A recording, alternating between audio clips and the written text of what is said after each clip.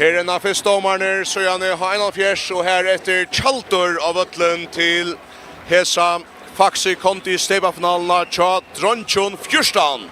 Her det altså er å ha 41, og så Tjaldur som kom av Øtlen, og her Høyre Speina veien av Fagnar opp fra Timene Golden her i Øtlen, som er å møtt vel opp. Tjaldur og i Dronjon Fjørstan steipafinalene får gå en stol her, og nå får 8 år.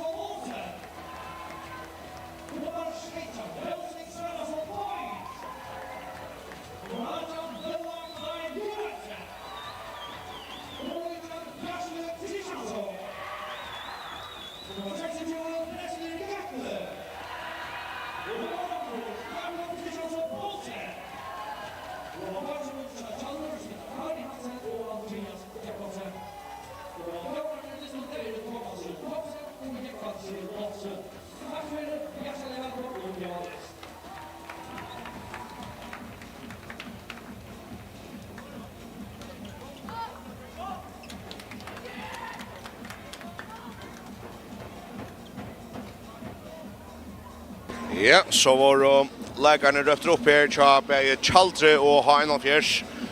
Här så är StÍF fick rätt från Bantaren Neistin är att H71 är och favoritter och ett som vittnar om det är eisen att vi känner flera av första läkaren till H71 åter från U16-linjen som alltså vann sina final och Fríggjadagin.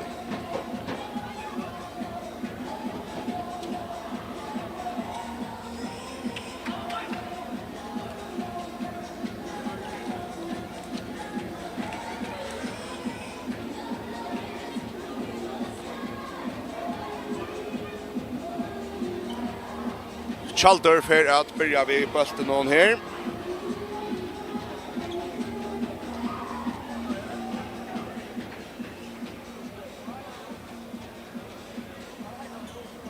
Här med avren som ständer vid bulten någon är Tobias Gerlach Bergqvist. Nu vi är till Rosings Sverrason Tøyt. Högra vantje nummer 26 Prester Götte. Så ska lugga vara 100% voice i resten, men Jakob Kristiansson Paulsen är alltså strikande. Nej, jag ska mine. Det är han som spelar bulten ut här nu.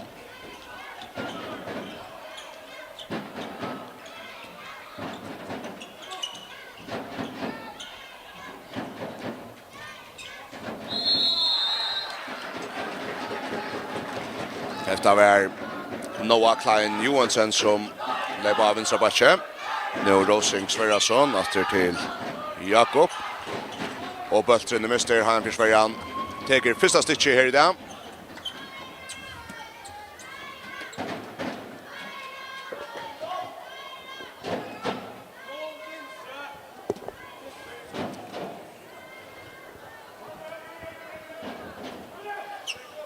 Märni Shiba spela Peter Tore Jakobsen till Bås eller som Shiba då. Så lägger vi Alva lärda känna men go Bjärching här.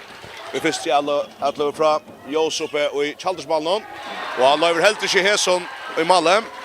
Josef Karasson Hansen.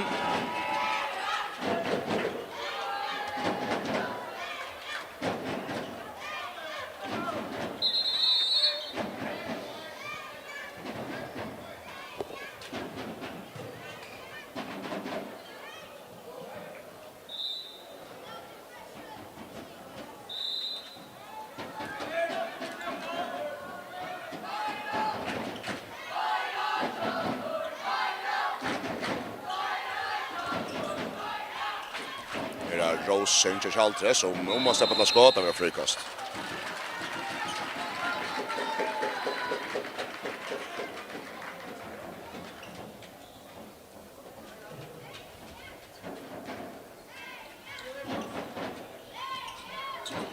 Brester alltså Rosing charm. Så det är bra och ända vi att Highland Fjärsen får bollen till Axel Holm Simonsen vid Axels första mål.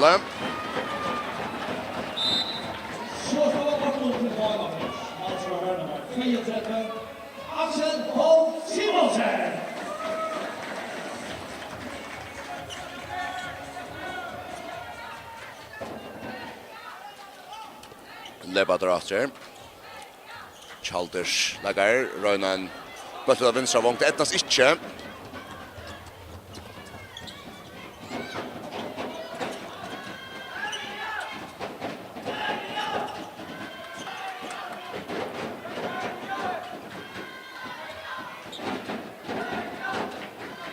Og Highland Fjærsen leba. Vi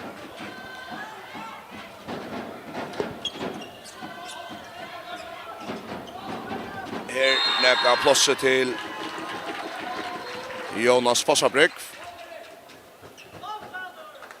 En av dem lägger någon som Gjørdes U16-vinnar i en miljon dyster första kvällen där vi brottskaskapen kring efter Axel Holm Simonsen vi Malmö. Skorar Anna Mal i dysnon, ta Anna Tjärna Fjärs och ta Anna Tjärna.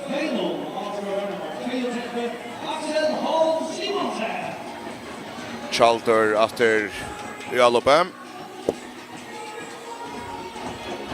Jakob Kristiansson Paulsen skipar spelet, Rosing högmen sig, men så missar han starter. Bollen kommer sig fram till Noah av vänstra batche. Och Highland Fjärsen kommer föra framåt här.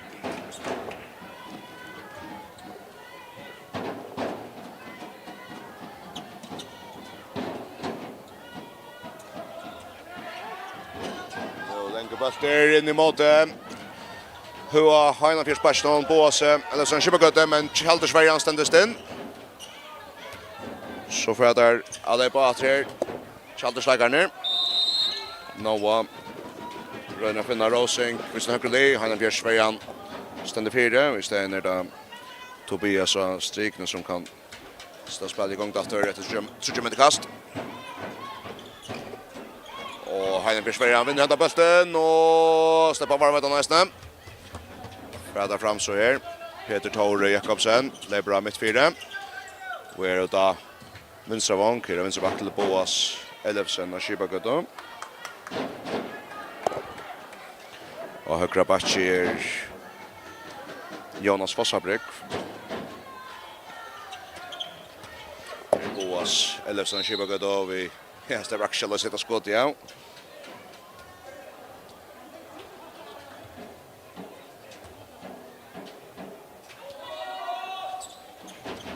Och så kommer så ett hoppskott där.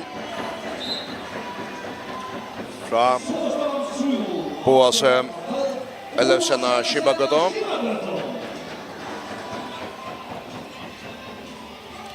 det Tjaldur som liberator, Jakob, batter till Rosing. God tackling för först där. Så Eidnudeildin Tjaldur så där som vi läser att upp i Malnon Josip Karasson Hansen. Av vinstra vänster Joel Sønderjek. Av vinstra backe vi att sökte just här var det Noah Klein Johansson. Av mig är det Jakob Kristiansson Paulsen och högra backe är det Rosing Sverresson Toit och av högra vänster är det Prester Göte. Det är inte Tjaldur så upp de här helt där. Innan sikning så håller fram i Tjaldur här till innan sikning Tobias Gerlach Bergqvist. Så håller vi där finns att vi är. Men som har försökt att säga skjuta först där och vi så att det inte sitter. Ich nicka Gerard cha högra vänstern cha Highland Fjärs här efter att ta vänstra vänster över skott jag stund snöt.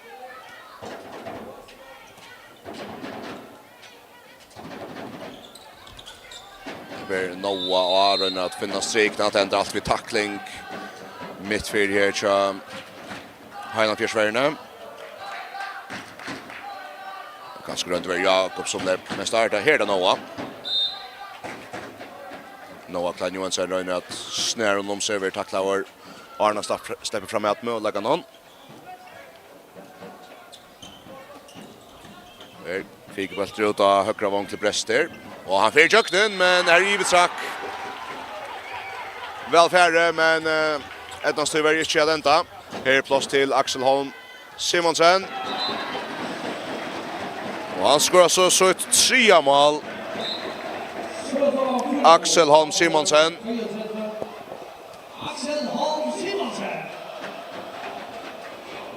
Ja. Spelar vi högra hand och högra vänster.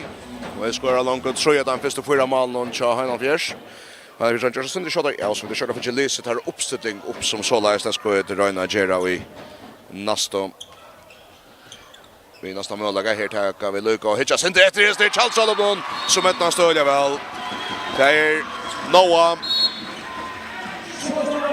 Klein Johansson som skorar första Tjaldursmålet och det är gå utsökt och en affär Highland Fjärsarner ut av högra vång till Axel Holm Simonsen som skorar så 4 mål.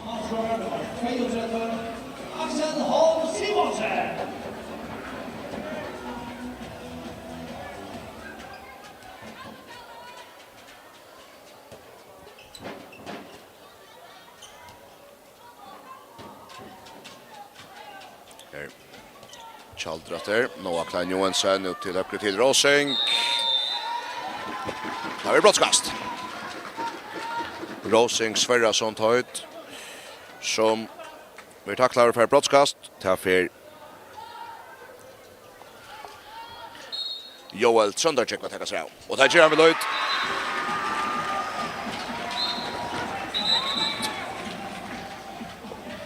Skjuter quickliga. Highland Fjärs om vi läser att här uppe av Tarra Plosson av vinstra vänster där Marcus Erlingsson Dalskart av vinstra backe. Jag faktiskt minne på ett nu på så det som Shiva Götte. Han är vinstra backe vid Tröjsetällens för att få bollen här. Är Peter Tori Jakobsen. Och högra backe är där Jonas Fossabrek och högra vänster Axel Holm Simonsen och han får att möjligheten här. Med Hesver Bjerga Malveren. Det är Josip. Och i Tjaldursmålen som Författaren Josip Karasson Hansen vid Bjergkink. Ja, vi var kommit till Axel Holm Simonsen av högra vänster så in i strikene är till nummer 5 Silas Djurus Vedelsbøl. Här Tjaldur som stjäler bollen från Highland Fjärs någon och så tar han längre framåt strikene men här Highland Fjärs först där. Och så för att ha kött i vägen. Boas Ellison Skibagöte vid stärskon hoppskott i modell upp någon. 6-2 till Highland Fjärs.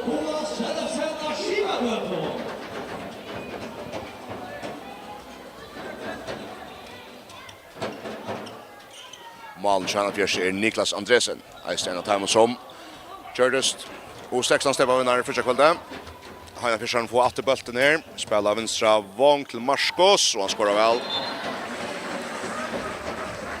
Marcus Erlingsson Dalsgaard.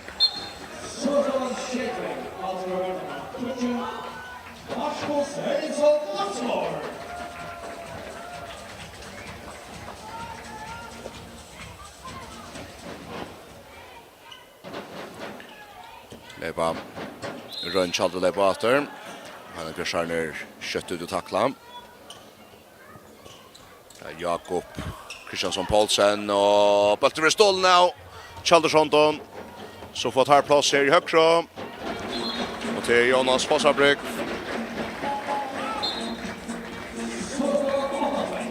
Som skorar sig första mål.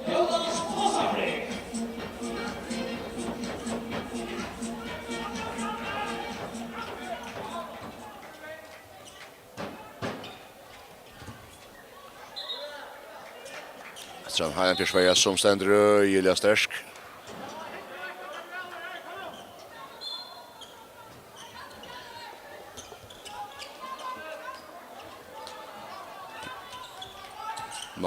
Det var spaltna stryk, det kan få på sjur. Bölter för Romanfyra. Böltren för Romanfyra. Snitt spel från Tjaldur i första Atlevo. Skott var Louis under kross för Romanfyra. Här har han Kjærner vid utsökt Jonas Fossabryck.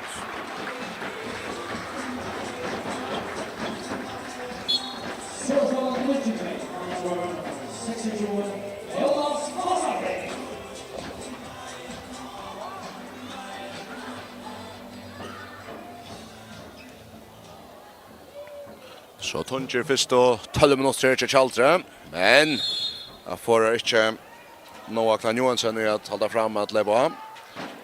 När vi lättnast här.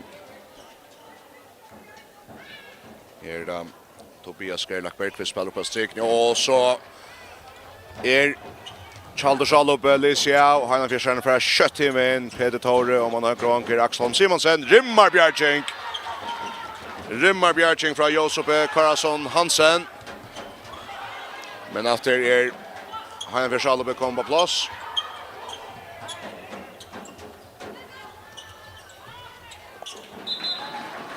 Och Peter Tore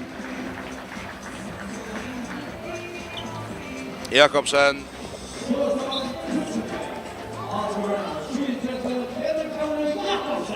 Revsar Adenta är smått all upp någon Tjaldur på Kjota Bjärcink från Niklas Andresen Tjaldur renner rätt hem här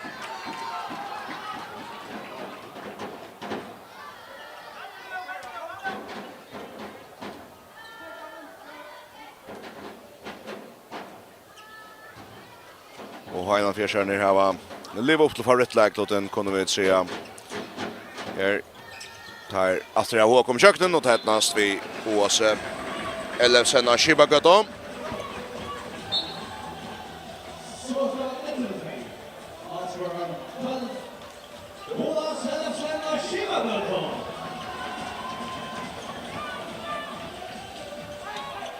Tjaldur rastar vi att söka ner och Verian kommer akkurat på plats. Först är det Rosing som lever väl av finner Joel, men har en Verian är stärsk tar samman omkommer. Som lies här. Det var ett gott korst för tacklingarna här i Heinan Fjärsvärna.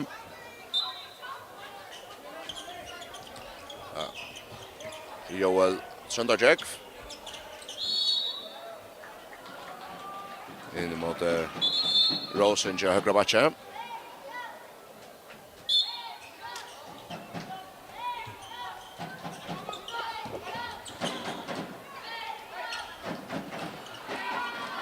Vi har skott med Leigardagin, men tätnas inte.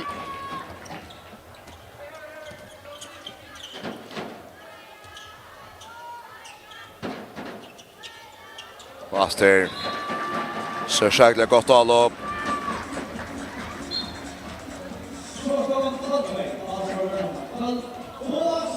På Søljan och Kibagöto vid en av målen. Här Tjaldur att ströjas manliga, men täcker han är Sverige så äsne.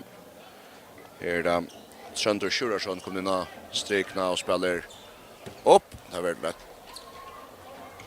ett skott som är att det vars fyrje i värjene tja. Heinan Fjers er nere kjøtt i min atter.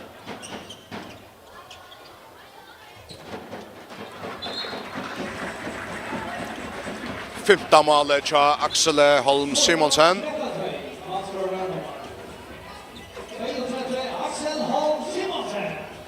Som väljer främst där för matchvärden nästan och det var rödlöst det där Tjaldurs.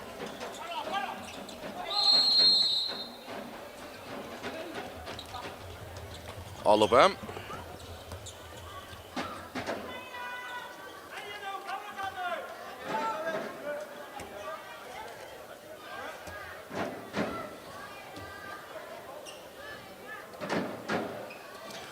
Av venstre vang tja Heinan Fjers kom en Philip Vardom Ragnarsson. Innan strikna kommer nu Jonas Roe Fossadell. Här är Jonas Fossabrygg. Som vill släcka rörnan. Löser skott, ja. Och här kommer så innan strikna till Silas Djuros.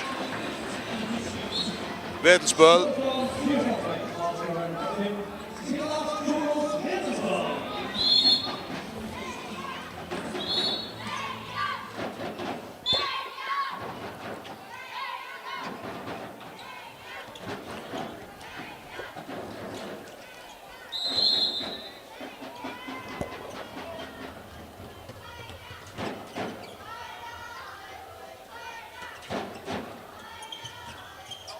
Där Silas Djuros Vedelsböl så ända han Chaboas Elfsen och Kibagadom. Som för 25 mål.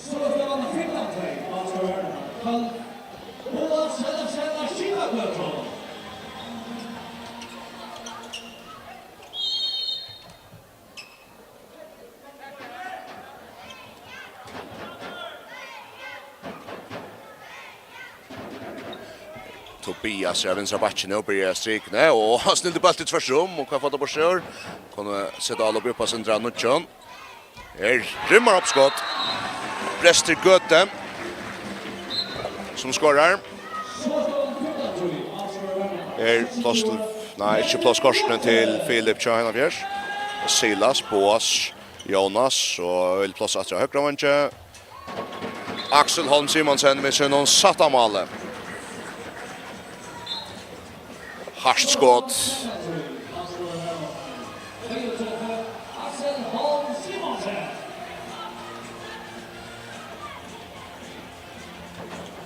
Och nu ser han att bulten, Heinan Fjers toppskytten, Axel Holm Simonsen skorar efter 7:e mål Jaser.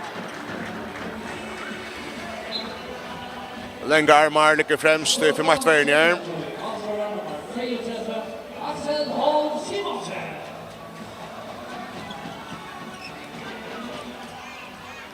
Ja, Brester. Tobias. Innan strikna kan Fjers bulten där helt ner i vänstra. Det är väl skora. Joel Söndarcheck. Vi maler. Han blir skärner kvickliga framåt här. Oj! Ja, här har rullen Getnas så han blir skärner högra vänster Axel Holm Simonsen.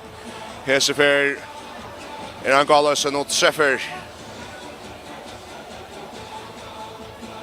Tjaldurs målvärjan.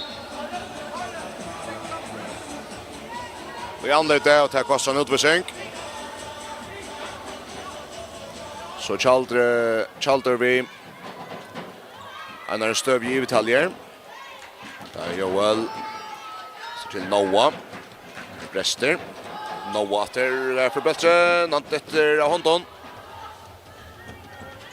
Så. Nu kör högre vanker till Heinan Fjers. Färsmål. Skjuter synade. Det är Jonas Fossabrygg som spalt högra backen för det mesta istället. Snitt spalt var här men släpper inte varvet att flow i alla upp ner.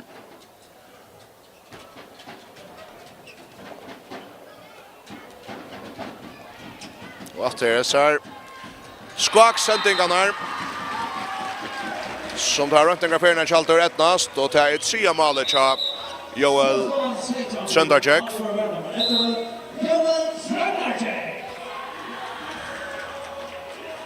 Ett gott givet-spel. Det är snart Kari Hansen och Andreas Jakobsen och Bunchton Tjaldur. Tack och snökte vi efter. Oj, ett skott. Ja, dunterskott från Boa Selefsen och Kivagött och satta målet tja. Honom. Aina Bjørsarner släpper kött fram efter. Silas Jurosvetsböl och man har vinstra vång. Astra vinstra back. Och Nekfet. Det är här för Charlotte någon. Det är att söka ner av vinstra backen.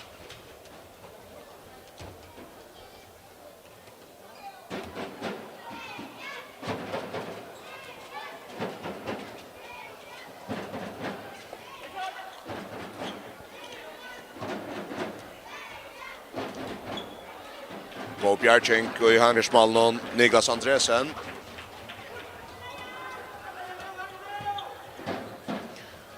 Här Arjen Silas Jurosvetsböl skorar väl.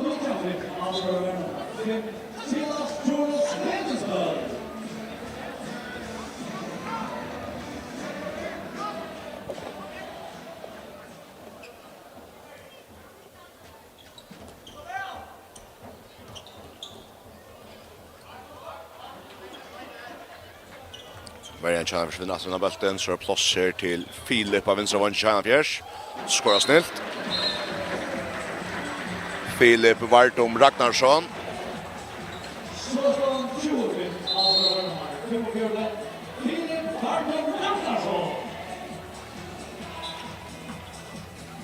Här är då Hollywood 3 mot resten av förra hållet. Här är röjlig månader av i 34 finalen. Här Tjaldur röjner halvt av i sammans resta. Och där kommer nästa skott här. Gå att sökt från Tobias Gerlach Bergqvist som ska se första mål och under Rattesson Tröstjäsne.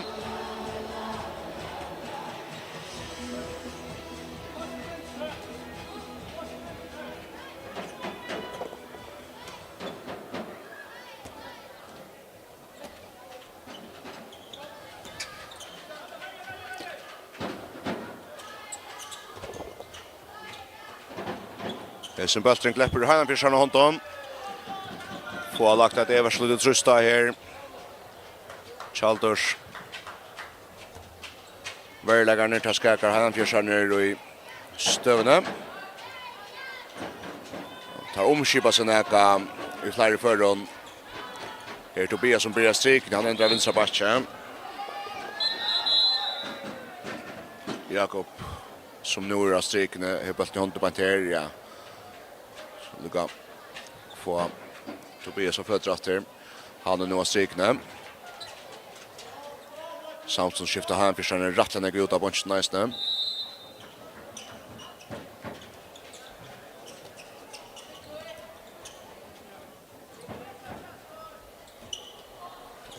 Det är Joel Trøndarjek.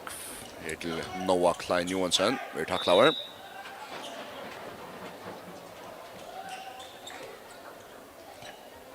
Så nu har vi en skott som bröt oss inte kaos och så snöjde bulten sig in.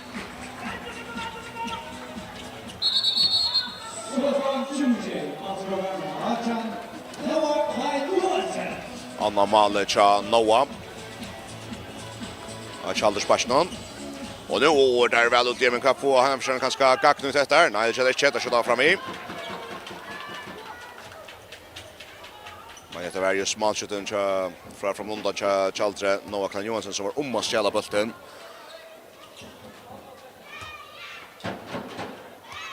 Sekunder efter förra halvlek. Tjaldur rönar mycket vet om månader. Först till vänster till Joel Trøndarjek. Tobias av vänstra backe. Det vill cross där. 20 sekunder efter nu. Hade synd skont att få hända bulten sätta upp åter. Och så tar det inte rätt så gånger och längt hoj och halt inte för att få skott i över. Nej. Här kommer så röna ett balance frikast. Det är som att här Joel av vänstra vänster som kunde också så här.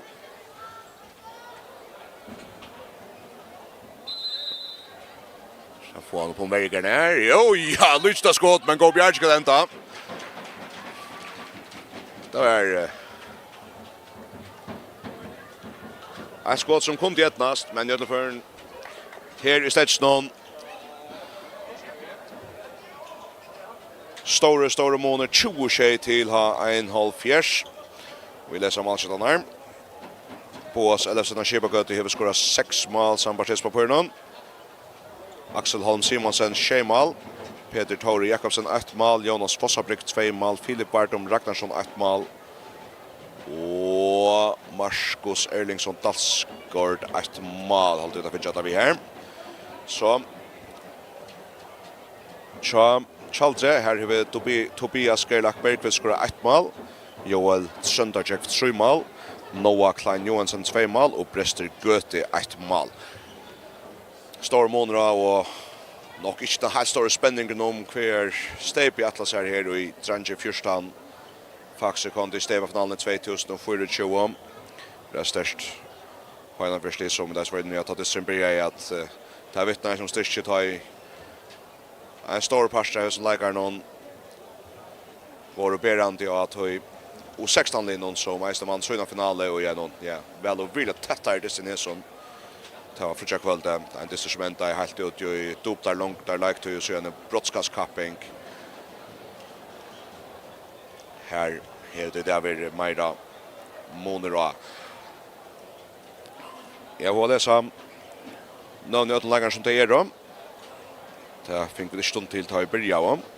Här är det målvärden Tjaldur tar ett Josef Karlsson Hansen och Peter Andreasen. Så det utlägger ner. Här är det Beinerholm, Tobias Gerlach Bergqvist. Tjaldur Sjurarsson, Froe Joel Jansgård, Joel Sunnudagur, Jonas Aronsson Olsen, Rosing Sverresson Toit, Noah Klein Johansson, Bjärste Kristiansson, Brester Göte och Jakob Kristiansson Paulsen. Venjar och Kari Hansen och Andreas Jakobsen. För Johanna Fjärs. Klart, Johanna Fjärs är Lie Manna Solas. Niklas Andresen är i mål. Är en som mål via listan i det. Utläggarna heter Silas Djurus Vedelspöl. Thomas Lindenskov Johansen.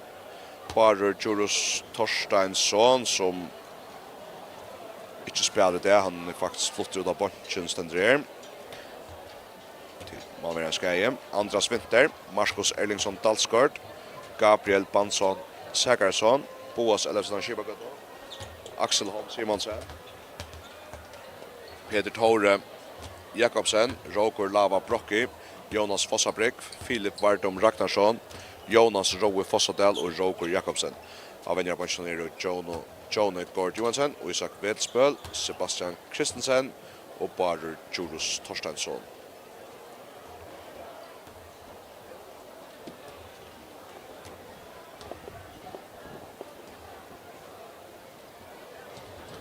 Heinan Fjärsson är för att börja sätta hålla här. Och här var skift rättliga fitt ut. Så jag ska lugga lära mig här. Få sett någon att dessa läggarna här i målgöt för Niklas Andresen. Och högra vunch är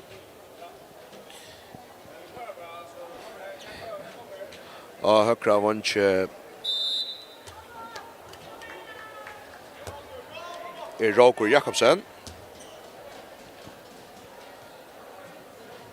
Peter Tore Jakobsen, av vänster back är dagens toppskytte, men tar så högra vunch i förra läget Axel Holm Simonsen här. Jonas Fossabrink. Man emot högra.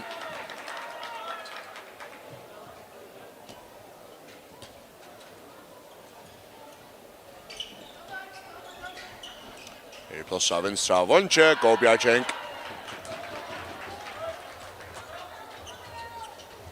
Var Roger Lava Brocki av vänstra vunch till Heinan Fjärs.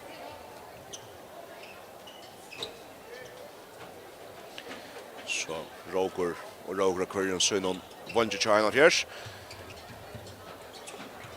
Inne i striken men det var andra Winter. Det ser så att det är rätt. Nu börjar sätta hållager att vi är någon brottskastet till Tjaldur. Joel Sunnudagur för att attacka och tar vi Bjärking. Niklas Andresen visar skarp Bjärking.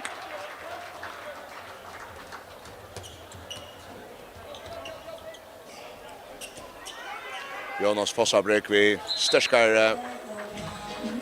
stärskon alla upp här.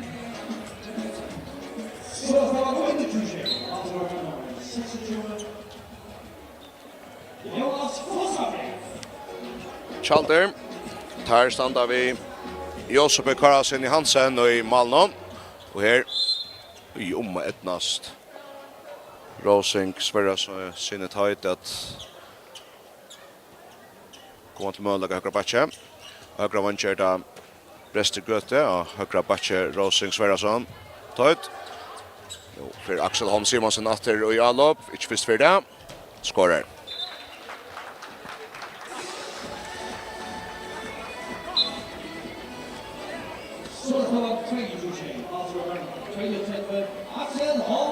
Amin är det Noah Klein Johansson. Av vänstra batcher är det Jakob Kristiansson Paulsen. Av vänstra vanche Joel Sunnudagur och in i strik ner Tob Bia Skrelak Bergqvist. Efter a shuttle up from Axel Simonsen.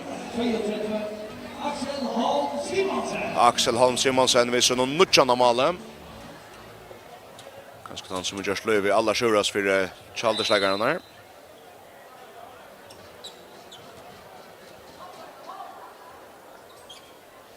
Next shuttle up från honom.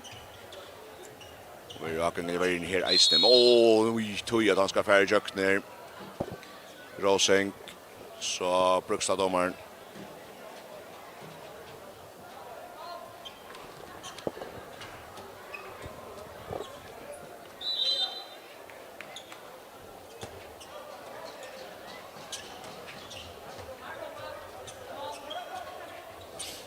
Oj! Dunderskott från Noah Klein Johansson. Så är det ett harskt skott från Henrik Björnsson.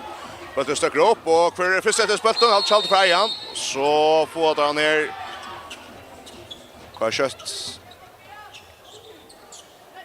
Får inte möjligheten på en av vägen, men Rasha vinner bulten. Tjaldur ner nu att det bulten. Tobias Tjaldur för Fatsronon. Vi ser en tacklar. Ja, vi vinner läsa bultar här. Tjaldur det är en stöttning om inte att det är så och så jag tror omståen att halda ströjast och det är just att det görs vi. Jag vet nästa bulten har åt spalt. Ja, också fröst om här i Tjaldurslövne. Joel Sunnudagur för bulten. Man till man heter var efter Rosing Sverresson tar av högra batcher som States till målläggaren och spalt han Søljan igen. Tjaldur upp i 5-1 värdig här. Och går finta från Jonas Fossabrik.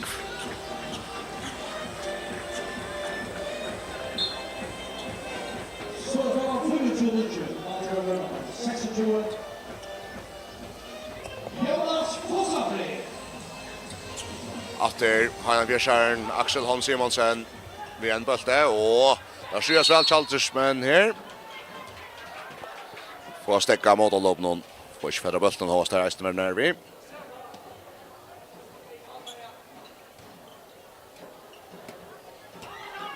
Jonas Fossabrik efter till Axel Holm Simonsen. Hoppskott som sitter.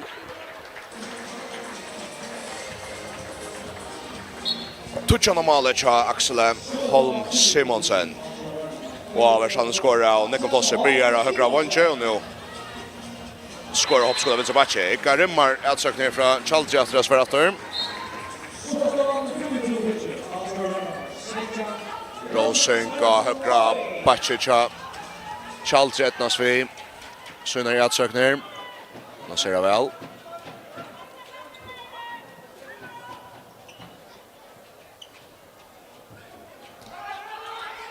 Peter Tori Jakobsen med en störskon allop.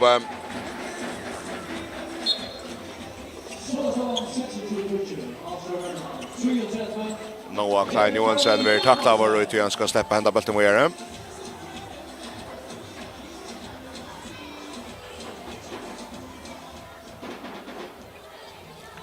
Så Rosing kan också vara ett SN till här som notnar.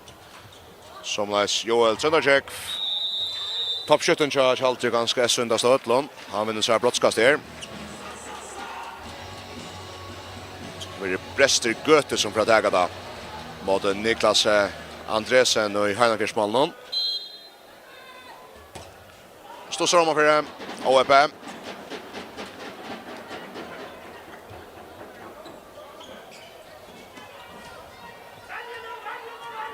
Och så Böttring släpper här för Hånton. Tjaldur Sanger vinner han och så är det här som Roma vinner efter med missan. Jag väljer sagt som ett nast och så en allopsat sagt som missat man stage Tjaldur.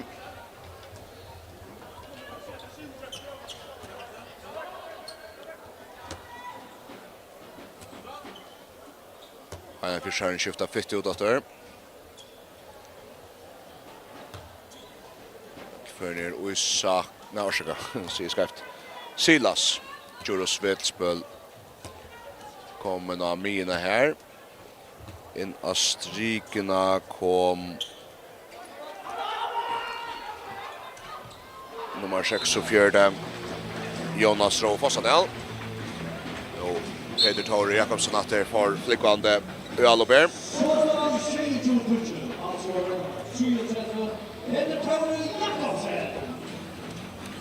En av mina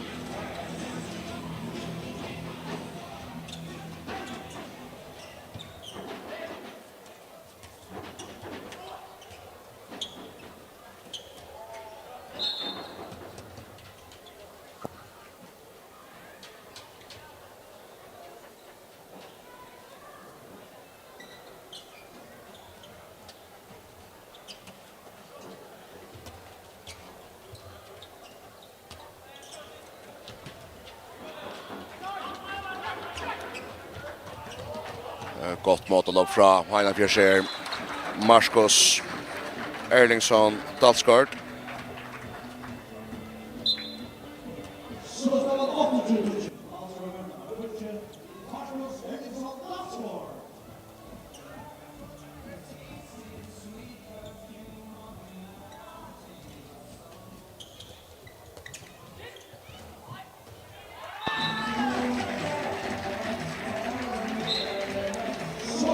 Joel Tröndercheck. Sina 15 mål. Så Silas Juros Vetspel. Skriver för hans första. Men minst har han skorat för alla gest.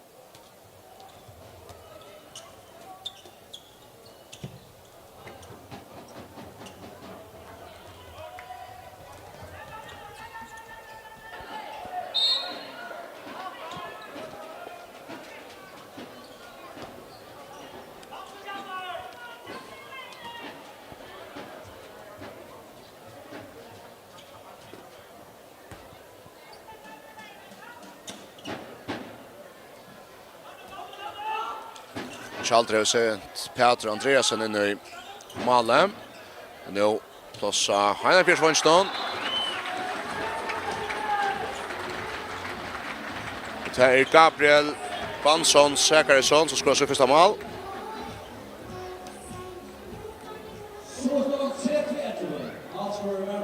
Här har jag tror att vi är Froe Julianskor kommer in för Tjaldur.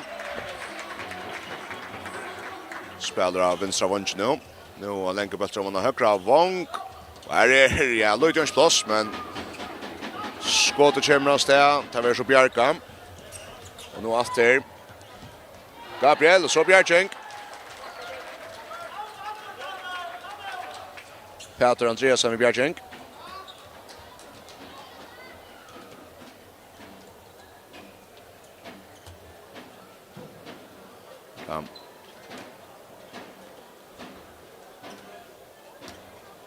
Joel, Jakob. Rosing. Ja, det kan plass her. Nei, blir last. Tobias på strik ner till Tjaldur. Jakob. Och Joel. Snitt skott. Ända en frukast och Niklas Järnsman fick Eydnudeildin i fältrån med färre skruv mot målen där.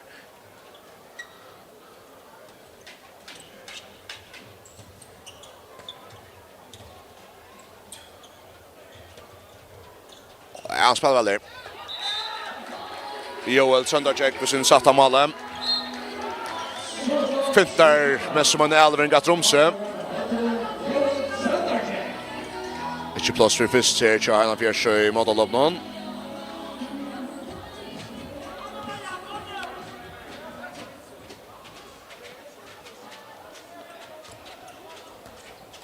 Peter Tore, Jonas. Jonas fyrir mot vinstra, helt om den vinstra. Vongatter til Gabriel Bansson Säkarsson som skorar sitt andra mål.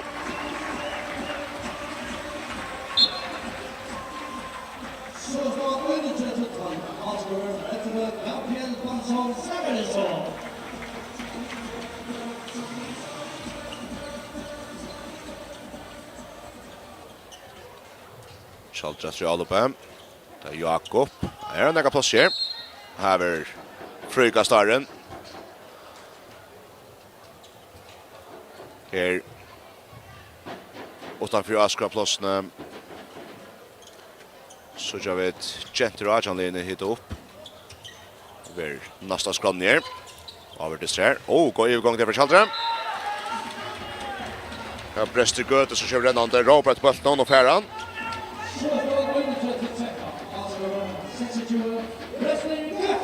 Heiland Fjersøy omkipar sig att center här där Filip Vardom Ragnarsson och Mine. Silas Jurosvetsböl till Grivra Mine här. Råpar han till Jonas Roa Fossadala strikne för att äta ner. Jonas Fossabrick mot vänster. Och stannar ut.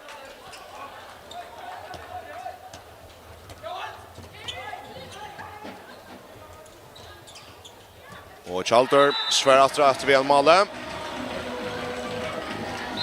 Brester Göte som skorar.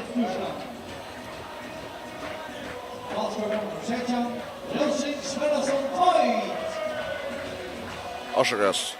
Vi vet också samtidigt och hattar spikar. Han är också skarpt, där kan han vara. Här är gott spel från Heiland Fjersøy och strikna. Här Filip Vardom Ragnarsson skorar sitt andra mål.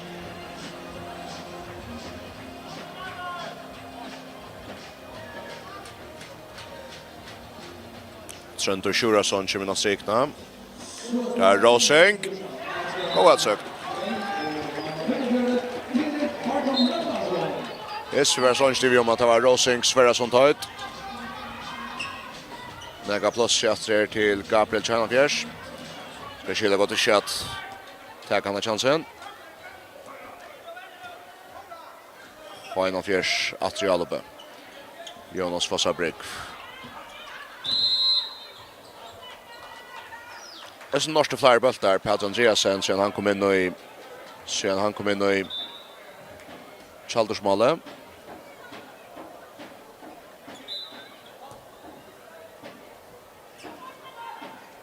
Det är nytt frukast till Heiland Fjersøy. Heiland Fjersøy som alltså har skift. Alla börjar uppställningen ut. Utan Malveran. Här är bara Malver vi. Vet du? Så han tar ganska distribuera några mer Janlager. Nu Jonas Fossabrick. Som jag ska ta gården i efter, men han börjar efter högra backen. Han helt dra här. Här efter Gabriel, vägerskottet.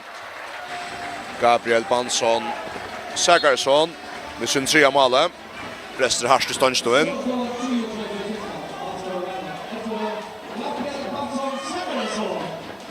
Rosing, Jakob, innan strikna. Och utvisning till Heiland Fjersøy för att Halo Neck i striksplanchen Tjaldur. Frukast Tjaldur här efter.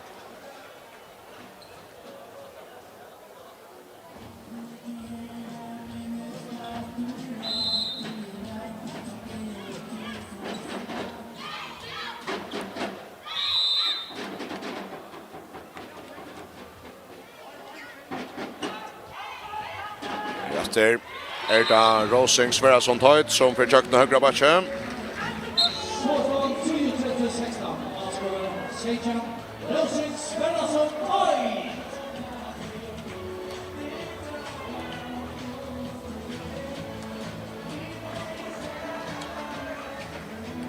Jonas Rowe Fossadal av mine. 21. Thomas Lindenskov Johansen av strikene. Her mistet han steg igjen for Charlotte noen. Sveider bøtten borster. Det Rosing Sverrason og så Michel der kan han Tjaldur Charlotte noen. Og her i nega plass helt ned i høyre vannsjøen til Marskos Erlingsson Dalsgård. Så skåret her som for jeg blir hans at Siamal. Framvis 8 minutter etter å spille.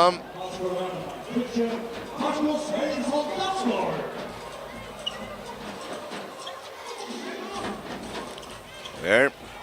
Träffar där Eydnudeildin. Nej, han får in. Domaren tjänar bollen inne.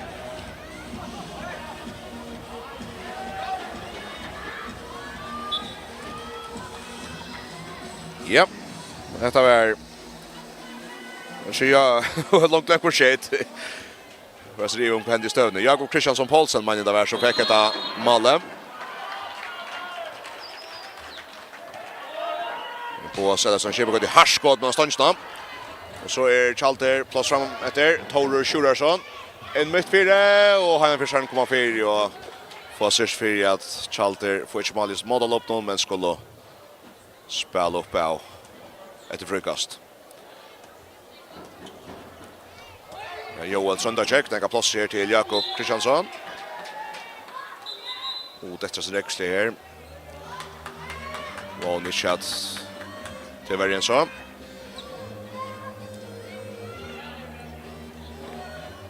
Jeg synes overvis så hver av venstre vannsjøk til Tjaldur. Jeg mener til fra i Jul Jansgård, men halvt mer gåere om det ikke så.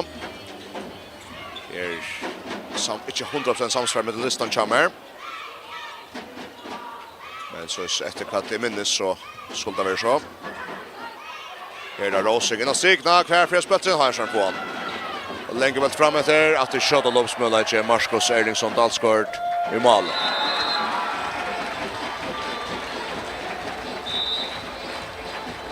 Ja, han med över nu. Skorar med en par mål och nu.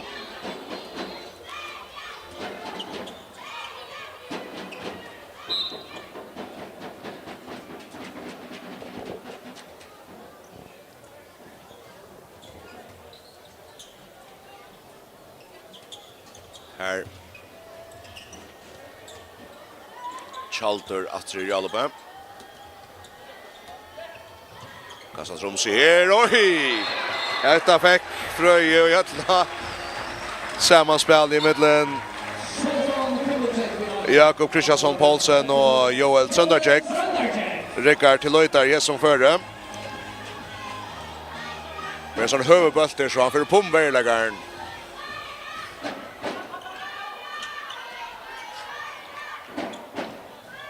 Och så men detta var en bjärgeisten till Josef Karasin i Hansen och i Tjaldursmallen.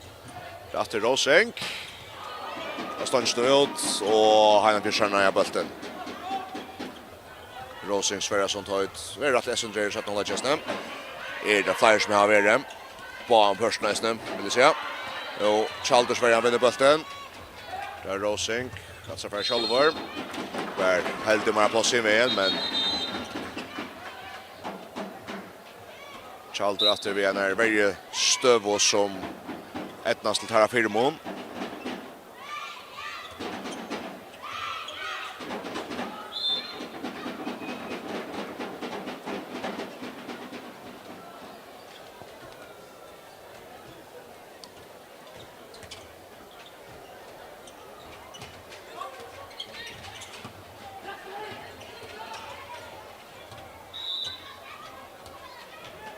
God tackling går i Highland Bjärsbergen här.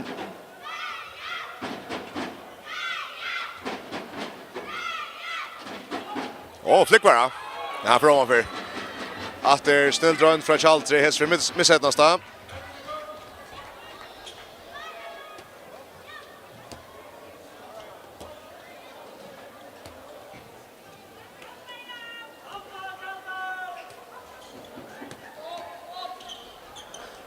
Här. Det är spelspalten strikna här. I Filip Vartom. Ragnarsson som skrar sig 3 mål. Efter gott Heinland fjärspel. Som är Bjärste Kristiansson in för Tjaldur som läs Jonas Aronsson Olsen. Alltid att Tjaldur slägar här över vattnet nu. Hesefer mot där tå. Vända efter i värjorna. Efter misset 0 upp.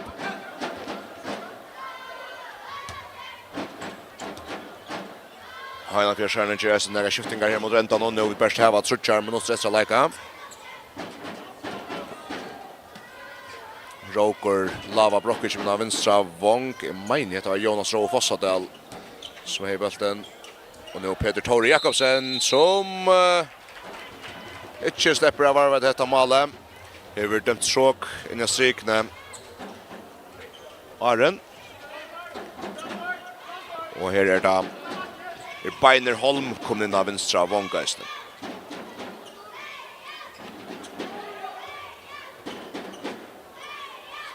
Skulle lycka omskipa sig här. Tjaldur Sjurarsson av vänstra batche. Det är Jakob Kristiansson Paulsen. Att det är en sån bultersför upp om bergläggarna. Ända tja Breste Göte som skorar.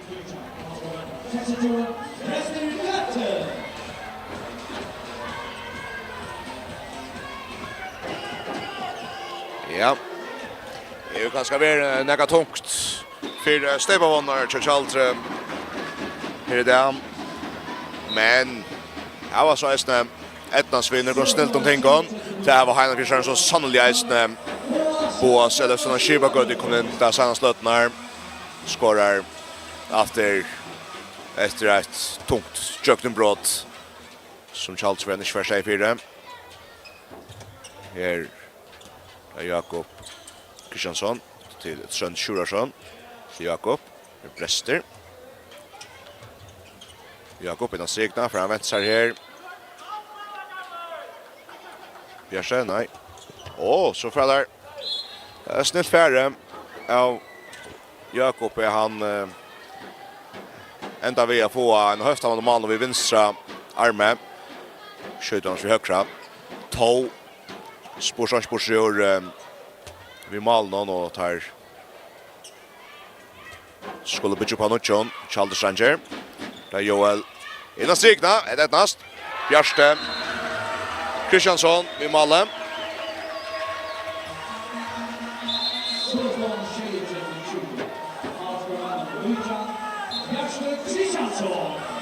Och så satt ni håller ner helst också som Tjaldur kan tagga vid. Det var 18-4 vi var det 15. Nu målen inte helt så. Det var 18-4-15 i Stjørnan. Nu målen inte helt så. Storer nu vid 35 sekunder efter. Men här för Heinland Fjärs. Jag kommer alla vägen och i. Kommer alla vägen upp på steipa handarna. Sessen om man har lötte. Det hever ønsnivet vært i det en øyelig måneder fra første bruksle. Heinland Fjärsjärner som økte. Det støvner meinen til å være 25 i halvleisjonen. Passet det. Går vende til det om man løtte. Så i setten halvleisjonen. Bara sönder mer janlukt kanske efter att Heinland Fjärsjärner skifte och flera berand lägger nødt. Men här det som så ser jag.